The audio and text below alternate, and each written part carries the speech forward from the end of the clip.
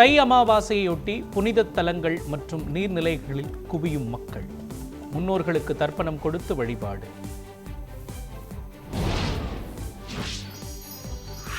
விருதுநகர் மாவட்டம் சதுரகிரி மலையில் தை அமாவாசையொட்டி குவிந்த பக்தர்கள் அதிகாலை முதலே மலையேறி வருகின்றனர்.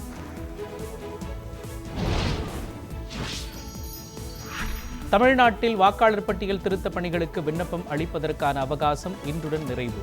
அடுத்த மாதம் 17ஆம் தேதி வெளியாகிறது இறுதி வாக்காளர் பட்டியல்.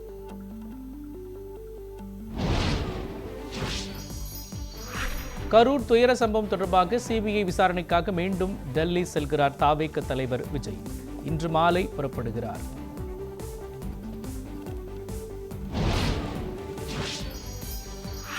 பொங்கல் பண்டிகை முடிந்ததால் பல்வேறு ஊர்களில் இருந்து சென்னை திரும்பும் மக்கள். ரயில் நிலையங்களில் அலைமோதும் கூட்டம்.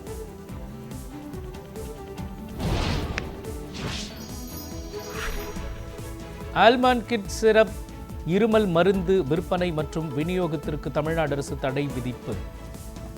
எத்திலின் கிளைகால் என்ற உயிருக்கு ஆபத்தான வேதிப்பொருள் கலந்திருப்பது கண்டறியப்பட்டதால் நடவடிக்கை.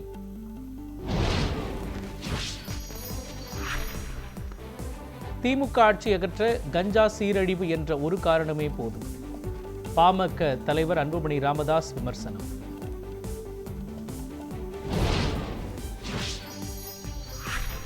தமிழ்நாடு முழுவதும் நூலகங்களை கோவில்களாக எழுப்புவோம். சென்னை பன்னாட்டு புத்தக நிறைவு விழாவில் முதலமைச்சர் பேச்சு.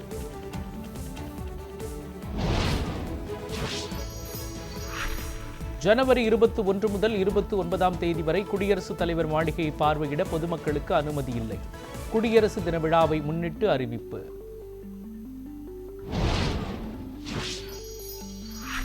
வங்கதேசத்தில் மேலும் ஒரு இந்து நபர் அடித்துக் கொலை. 3 பேர் கொண்ட கும்பல் அடித்து கொலை செய்தது அம்பலம்.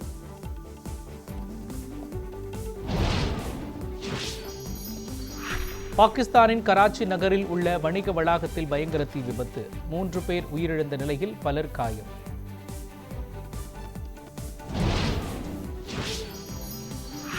இண்டிகோ நிறுவனத்திற்கு 22.20 கோடி ரூபாய் அபராதம்.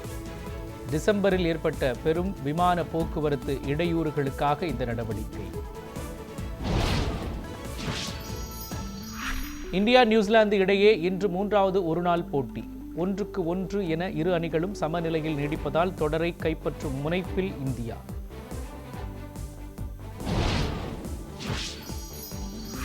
வரும் 23ஆம் தேதி திரையரங்குகளில் ரிலீஸ் ஆகும் தெறி. அஜித்தின் மங்காத்தா படத்துடன் மோதுகிறது.